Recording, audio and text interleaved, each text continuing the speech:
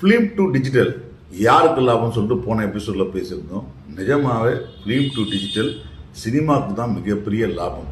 எப்படியான லாபம்னு பார்த்தீங்கன்னா, முன்னாடிலாம் ஒரு தேட்டருக்கு ஒரு பிரிண்ட் போடுவாங்க. இல்லாட்டா மொத்தமாக தமிழ்நாடு ஃபுல்லாக பார்த்தீங்கன்னா ஒரு 40லேருந்து 45 பிரிண்ட் போட்டாலே பெரிய விஷயம். 45 பிரிண்ட் போட்டதுக்கப்புறம் என்ன பண்ணுவாங்கன்னா, பக்கத்து ஊருக்கு இந்த சைடில் இந்த தேட்டரில் 3 ஷோ ஓடிச்சு, இன்னொரு தேட்டரில் 11 ஷோ ஓடிச்சு. அப்போல்லாம் 4 ஷோ போடுவாங்க, 3 ஷோ போடுவாங்க, இல்லை சிங்கிள் ஷோ போடுவாங்க. ஒரு நாளைக்கு ஒரு ஷோ, காலை இருக்கா ஷோலாம் போட மாட்டாங்க அப்போல்லாம். ஸோ அப்போ என்ன பண்ணுவாங்கன்னா, இந்த பிரிண்ட்டை ரூட்டிங் பண்ணுவாங்க.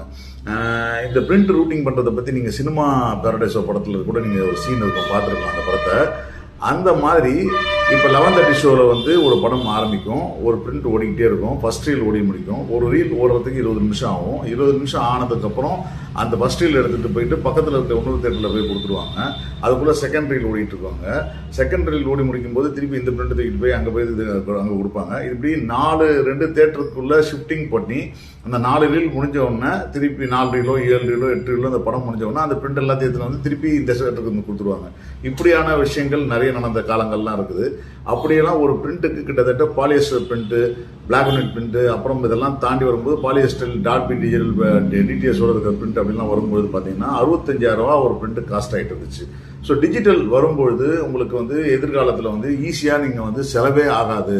ஆர்டிஸ்டில் ஒரு படத்தை போட்டு கொடுத்துட்டிங்கன்னா நேராகவே தேட்டரில் போட்டிங்கன்னா அவங்க அங்கே இன்ஸ்டால் பண்ணிடுவாங்க, அங்கே இருக்க கம்ப்யூட்டரில் இன்ஸ்டால் பண்ணிடுவாங்க.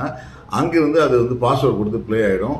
வெறும் 100 ரூபா கொடுத்தா போதும் ஒரு பிரிண்ட்டுக்கு. அதுக்கப்புறம் பெரிய செலவு கிடையாது. ஃப்ரீ கன்வர்ஷன் பண்ணி தரோம்.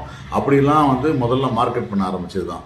என்னடா ஃப்ரீயாக நம்ம காசு செலவே கிடையாது, ஒரே டைமில் நம்மளால் 2000 தேட்டரில் கூட படம் போட முடியும் அப்படின்னா, 2000 தேட்டரில் போடுறதுக்கு முதல்ல டிஜிட்டல் 2000 தேட்டரில் இருக்கா, டிஜிட்டல் ப்ரொஜெக்டர் இருக்கான்ற கேள்வி வரும்போது தான் இப்போ இவங்களுக்கு ஒரு ஐடியா வருது.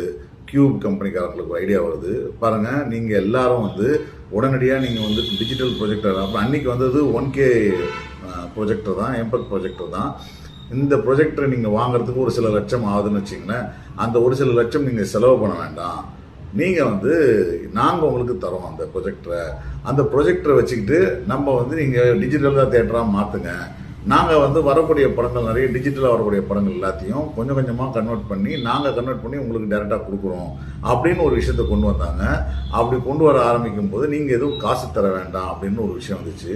அப்படிலாம் நாங்கள் எதுக்கே மாற்றணும் அப்படின்னு கேட்டால், அதை பாருங்கள், அதில் 100 ரூபா வருது பார்த்தீங்களா, அந்த 100 ரூபாவில் உங்களுக்கு 25 to 30 ரூபா தரோம் நாங்கள் அப்படின்னும் போது செலவே பண்ணாமல் அவங்களே ப்ரொஜெக்ட் வச்சுட்டு அவங்களே படமும் கொடுத்துட்டு நமக்கு காசும் தராங்களே அப்படின்னு ஒரு விஷயத்த நடந்தது.